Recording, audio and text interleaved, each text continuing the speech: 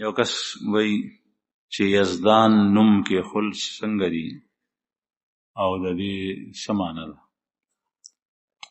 بعضې خلک وایي چې دا نوم کې خل ټیک نه دي. یزدان دا په ایران چې پخوا د دې نوم فارس و، ایران طبع فارس و. په فارس کې یو قوم پاتې کېدو مجوس، زرتشت، آتش پرست. هغوی به اور ته سجدې کولې، د هغوی نوم مجوس و، کافر و. هغوی عقیده دا وه چې خدایان دوه دي، یو خدای دی خالق الخیر او یو دی خالق الشر. یو خدای خیر پیدا کوي او یو شر پیدا کوي. چې کوم خیر پیدا کوي هغه نوم هغه ایښی و یزدان، او چې کوم شر پیدا کوي د هغه نوم ایښی و اهرمن. نو یزدان نوم کې خل مناسب نه دي. البته یزدانی که دې سره یا ولګي نسبت، نو دا کېدی شي. وایي بعضې خلک په مونځ کې ولاړ وي، نو ما سره ولاړ وي، زما په خپه باندې خپه راړي او کېدي. که چېرې زه ترې خپله خپه راغونډه کړم، نو بیا په مونځ کې هغه ما پسې خپه بیا راړي. په هغې مونځ کې زما توجه ټوله دې کس طرف ته وي، زه په مونځ باندې پوه نه شم دا څنګه دي. بعضې خلک داسې کوي، هغوی دې ته عبادت ویلي، او دا انتهایی خطرناکه خبر ده، ځکه چې په مونځ کې خشوع پکار ده، او دا د خشوع خلاف ده. قرآن کریم کې الله پاک فرمایي قد افلح المؤمنون الذين هم في صلاتهم خاشعون. اصل کې دغه مسکین دی وایي تا ته چې خپې جوختې پکار دي، نو په هغې کې دومره غلو کوي چې هغه خپلې خپې دومره ارتي کړي چې د هغې د لاندې خر تېرېدی شي. حالانکه دې یو حدیث اورېدلی چې ګډوری نه شي تېرېدی، نو ستا د خپلو خپو د لاندې خو غټ څاروی تېرېدی شي. دا ټیک نه ده. بل پسې خپه وړل د بل په پنجه باندې پنجه کې خل لاسې مکو. یو واقعه زمونږ حضرت مفتی صاحب کړي وه، هغوی پنجاب په سفر باندې وي، موږ سره یو ملګری و بلال نوم یې و، د ماښام مونځ په یو جومات کې رالو. د ماښام مونځ ته چې مونږ ودرېدو، نو مونږ د مونځ صف په یو سر کې ولاړو، زمونږ هغه ملګری هلکو نوجوانو هغه امام پسې ولاړو. په مونځ کې ډزه ډوزه شروع شل، نو ټپه ټوپه ټپه ټوپه لکه څپېړې چې یو بل ته څوک ورکوي. مونږ وایي چې داسې چل دی چې مونځ ختم شو، زمونږ هغه ملګری بلال هغه کس نیولی دی بل، هغه ته وایي چې ته غلی تم چور هو. هغه ورته وایي چې زه غل نه یم. وایي نه ته غلی وې، زما نه دې بټوی سته. خلک راغونډ شو، امام صاحب مخ راواړولو چې حقیقت معلوم شو. نو هغه دا و چې هغه کس چې و، نو د دغه بلال پنسه ښکته وه، نو هغه پنسه یې ده ته په مونځ کې اوچتولی وې، دا پنسه اوچته کړه. نو دی هم په مونځ ولاړ دی، هغه هم په مونځ ولاړ دی. هلکه ستا د پردی پنسې سره څه کار دی؟ یو سړی هغه بډې نه یې واري، نو ته د هغه بډه اوچتې، نو د ده ګوډي جیب و، د هغې ګوډي په جیب کې د ده پرس پروت و، بټوا. ده ورته وایي نہیں تم چور ہو، تم میرا بټوه نکال رہے تھے. وایي ته غلی، تا زما بټوی سته. هغه ورته وایي نه چې ما ستا پنسه پورته کوله. ټولو خلکو ورته وایي چې ستا د ده پنسې سره څه کار. نو بعضه خلک داسې چې مونځ باندې ولاړ وي، لیکن خدای ته مونځ نه کوي، د ده په خلکو باندې نظر وي چې دا سړی داسې کوي، دا سړی داسې. نو په مونځ کې د چا خپې پسې خپه وړل، دا نه، خپل مونځ سره کار لره. قرآن کریم کې الله پاک فرمایي قد افلح المؤمنون الذين هم في صلاتهم خاشعون. او دا د متبرۍ ودرېدلي چې سړی دومره کلاو وي چې بل خپپ ترې نه وړي، یا ترې نه ځان ډډې ته کوي، دی ورپسې روان وي. نو داسې کول نه دي پکار. یو کس وایي چې د زکات د ادا کولو تاریخ کوم یو دی؟ د زکات د ادا کولو تاریخ هغه دی چې کوم کس سره مال نصاب ته ورسېدو، تا سره مخکې نه پیسې وي د ضرورت نه سیوا، خو هغه پیسې لږې وي، او تا سره مثلا د روژې په ړومبني تاریخ باندې دومره پیسې راغلې چې په هغې باندې 52.5 تولې چاندي کېږي، نو دغه ستا د زکات تاریخ دی.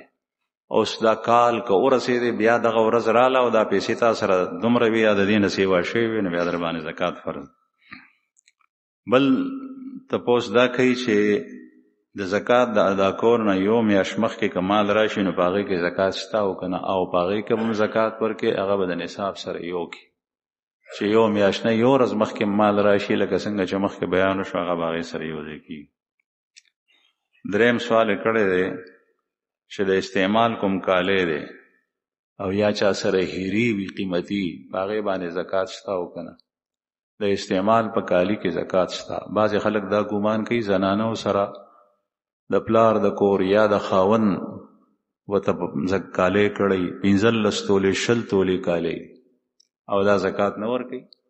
دینه چې تاسو کې نو دا وایي چې ما سره نقدي پیسې نشته زکات څنګه ورکړي او خاون راکینا نستا په خاون باندې ستا زکات ورکول فرض دي او نه تا سره د نقدو پیسو ضرورت ته زکات ورکول لپاره بلکې تا سره صرف کاله دی نو دغه کاله به ماته او دا غینه به ورکه لیکن ورکه وي. ها که چېرې تا سره نقد پیسې وي یا د شان قرض راخلي او زکات ورکه نو په نقد به حساب سره هم ورکول شي لیکن تا باندې زکات فرض دی ځکه چې دا ډیر غټ مال دی د نصاب نه دا ډیر سیوا کی نو د استعمال په زیورات باندې هغه باندې شتا. یو سړی دی هغه سره چې کوم دی نو روپۍ دي او هغه نصاب ته رسیدلی دي د سره په لاس کې ګوتمم لا او په غاړه کې لاکټه مچولې اگر که د سړی د پاره دا سيزونه چول حرام دي سړی د پاره د سرو زرو استعمال دا حرام دی. رسول الله صلی الله علیه وسلم یو ځل دا رويستل او ریخم او وی فرمایل چې دا دواړه سيزونه زما د امت په نارینو باندې حرام دي او زنانو د پاره دا اجازه شته. نو زنانه چول شي نارینه نه البته نارینه د دې مالک ګرځیدي شي. یو ځل نبی کریم صلی الله علیه وسلم ریخمینه کپڑا لاس تراله نو حضرت عمر سے په ورک نو حضرت عمر رضی الله عنه سترګو کې اوخ کراله وی چې یا رسول الله و یو ځل د جمعات سره بهر ریخمینه قبا خرڅیدا او ما تاسو ته وی چې دا قبا واخلې د جمعې په ورځ باندې به چوي او ملمانه چې راځي غي ته به چوي او په اختر کې به چوي. نو تاسو فرمایل چې دا د ریخمو دا او ریخم استعمال ټیک نه دی. نو ما ته مو بیا ریخمینه کپڑا ولې راکا مطلب دا دی چې دینه خو معلومیږي چې زګړ وړم. نو د الله رسول وته فرمایل چې ما هوتا ته دې د بار نه درکړي چې ته اچوا ما دې د بار درکا چې ته خرڅ کا زنانو ته ورکا چا باندې خرڅ. نو سړی د سرو زرو مالک جوړېدې شي لیکن زر استعمالول نشي چې په غاړه کې لاکټ واچي او په ګوته کې ګوتمه واچي یا د سرو زرو لوخه دې کنډول له پاغي کې وبس کې او پای پکس کې وغیرہ وغیرہ دا استعمال لاغه حرام دی او زنانه چې کوم شیزونه استعمالي نو پاغي کې زکات شته. بل تاسو دا کړی دی چې په هیرو باندې په غمو باندې قیمتي غمی دی پاغي باندې زکات شته او کنه په قیمتي غمو باندې زکات نشته. که یو سړی دغه سره یو غمې پروت دی هغه د 1.5 لک روپو دی پاغي باندې زکات نشته.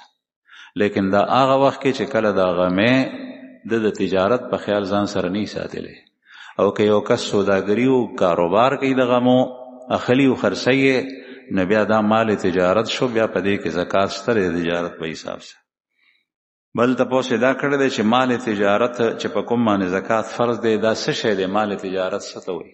مال تجارت دی ته وایي چې هر هغه شی زمکا کپڑا لوخه ساروی بل یو شی هر یو شی چې هغه ته په دې نیت باندې واخلي چې څه وخت یې اخلي چې دا ز ګټه د پاره اخلم دا ز ګټه د پاره اخلم زه به خرڅوم چې زه به پیسې وګټم دا مال تجارت. او که یو سړی زمکه واخلي او د کور په نیت واخلي چې کور په کې جوړم دا مال تجارت نه دی. که چېرې د یو سړی اراده بیا د غي پلاټ په باره کې بدل شو دی وای چې ما د کور د پاره غشته خو اوس مې نیت دا کو چې خرڅوم نو اوس د منس کې نیت کول سره دا مال تجارت نه ګرځي تر څو پورې چې خرڅ کړي نه چې کله خرڅ کی نو بیا په زکات دا غي نه پس فرض کیږي لیکن اوس په باندې فرض نه. بل تاسو دا کې چې آیا په باند باندې زکات شته او باندونو باندې زکات شته تاسو سره چې څومره پیسې دي باندونه د پسو باندې غشتي دي څومره قیمت ته دا غي په بازار کې نو هغه باندونه هم پیسې کې بدلې کې هغه د پیسو سره یو ځای کې زکات به ورکړي. بل تاسو کړه دې چې د زکات په مال باندې یتیمخانه جوړول یا امبولانس اغشتل یا بل یو بلډینګ او عمارت جوړول د خلکو د فائدې لپاره دا څنګه دا نه دی جایز.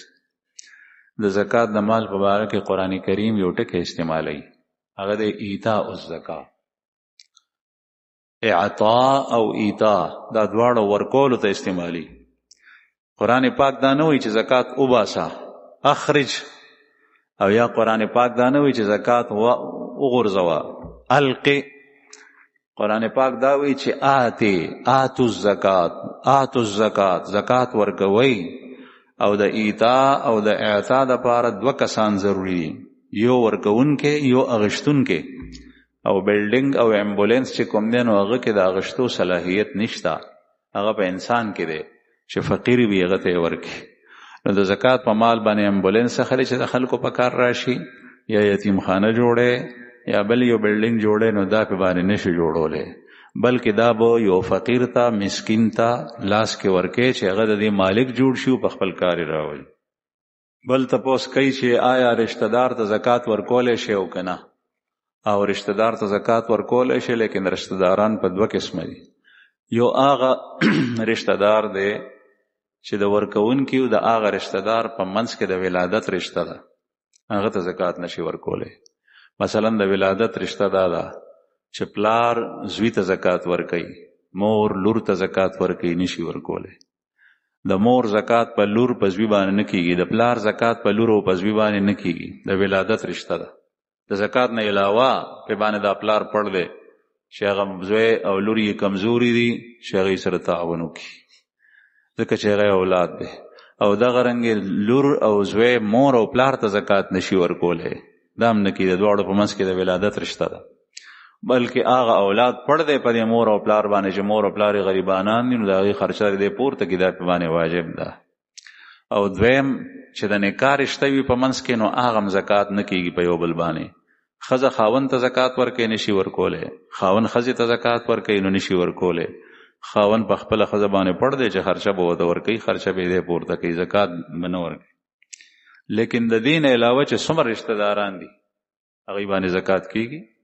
مثلا په رور باندې زکات کیږي، په خور باندې زکات کیږي، په وراره ورېرې باندې زکات کیږي، په خورزه او خورۍ باندې زکات کیږي، په ماما باندې زکات کیږي، د ماما په اولاد باندې زکات کیږي، په تره باندې زکات کیږي، د تره په اولاد باندې زکات کیږي، په ترور باندې زکات کیږي، د ترور په بال بچ باندې زکات کیږي. په ټولو کې دا ټول رشتہ داران دي. بلکې رسول الله صلی الله علیه وسلم حدیثو کې فرمایي چې بل ته ورکې نو باغې کې دوه خیر دي، یو خیر دی یو اجر دی. او چې کله دی عزیزانو رشتہ دارانو ته ورکې چې په چا زکات کیږي په دې کې ډبل اجر دی. دوا یو باغې کې صدقه د ستا زکات وشو، او دویم صله رحمی ده، هغه خوشحال شول، هغه رشتہ دی وسره وپالله، رشتہ دی نورم مضبوطه شوه، شیره دی زمونږ تپوس کوي. بل دا ده چې د زکات په ورکړه کې دا ورته مه وایه چې دا زکات دی د الله په مال کې قبول کا، لکه دا بعضې خلک وایي. دی ویلو ته بالکل ضرورت نشته چې څه وخت ته زکات وباسې، دغه وخت کې په دې خپل زړه کې ته دا نیت وکړه چې دا زه زکات وباسم بیلې، او یا فقیر ته ورکې نو په دې خپل زړه کې دا ووایه چې دا ورکوم. د هغه بې عزتي مه کوه چې د خلکو په مخ کې په حجره په جومات په لاره په بیټک کې په دکان کې هغه ته وایي چې دا د الله په مال کې زکات قبول کا. نه، دې ته ضرورت نشته.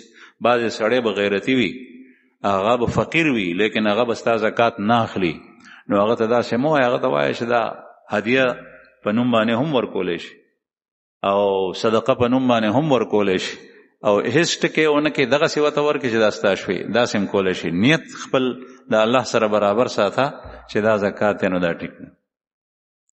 بل تپوس یې کړی دی چې آیا د کونډې او د یتیم نه زیات مستحق د زکات څوک شته دی، او کله کله د کونډې د یتیم نه زیات مستحق څوک وي. بله دا بعضې خلک وایي چې کونډې ته به زکات ورکې خامخا او یتیم ته به ورکې نه.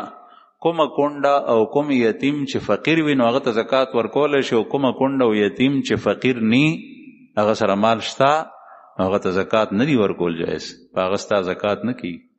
مثلا یو سړی هغه سره مال ډیر زیات، هغه مړ شو، د خپل علاقې مالدار سړی او د هغه نه زوی پاتې شو، یو یا دوه یا درې، هغه مال چې په هغې باندې تقسیم کړي نو هر یو مالک د نصاب دی، دومره ځمکه دومره نقدې ورته رسي، په دې یتیمانانو باندې دا ماشومان ورني، په دې باندې هرګز زکات نه کړي.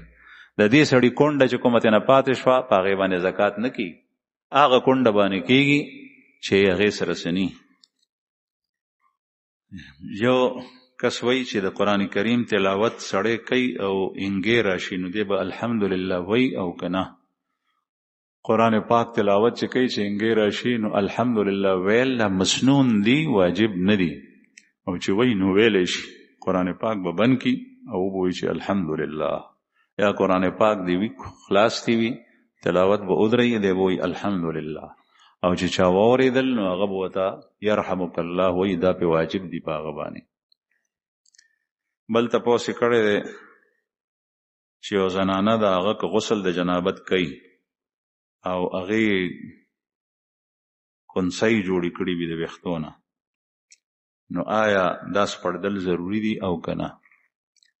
نو دا کنسۍ که چېرې داسې وي چې پخوا کومې کنسۍ کېدې، مثلا اوس هم په بعضې علاقو بعضې قومونو بعضې خلکو کې دا رواج ته د غریزو علاقو طرف ته چې زنانه د سر کنسۍ نری نری کوي او ټول سر ویښتې کنسۍ کړي وي، بیا یې هغه غټ ګوت د هغې نه جوړ کړی دې زنانه ته د غسل کولو دپاره دا کنسۍ سپړدل دا ګران وي. نو دا چې د ویښتو ویښ ته اوبه ورسوي غسل د جنابت کې په ځان اوبه واړوي ویښ ته ورسېدي نو د دې غسل ووتو، په دې باندې کنسۍ سپړدل ضروري نه دي. او که چېرې غټ ګوت وي نو بیا سپړدل ضروري دي. یو کس وایي که چېرې یو کس صاحب حیثیت وي، ځمکه شته دی لیکن نغد یې ورسره نشته دی، قرض واخلي او حج ته لاړ شي، دا د باره کې څه حکم دی؟ که چېرې د ده ځمکه وه نو اوس ګورو چې دا ځمکه یې د څه دپاره ده. که دا ځمکه د ده د کروندې وه، دی زمیندار دی، مثلا 20 کناله پټی دی او دی هغه کري، سبزي پې کري، غنم پې کري، غله پې کري، دا د آمدن ذریعه ده، په ده باندې حج نشته. او یا دومره ځمکه یې دا پلاټونه یې جوړ کړي دي هغه یې په کرایه ورکړي دي او دی د هغې کورونو کرایې ته ناست دی او دا کرایه راځي او ختمیږي، په ده باندې حج نشته. لیکن که یو سړی داسې دی چې د خپل آمدن د ذریعې نه علاوه د ده ځمکه شته دی، دغسې پرته ده او یا پلاټونه د ده پراته دي، نو په ده باندې حج فرض دی. او دی بیا قرض ولې اخلي؟ دی ځمکه خرڅه کړي او لاړ دي شي. که قرض اخلي نو هم یې حج کېږي دغه وخت کې، لیکن چې د چا دا طاقت نه قرض اخلي نو په هغه باندې حج فرض نه دی، قرض اخیستل ټیک نه دي.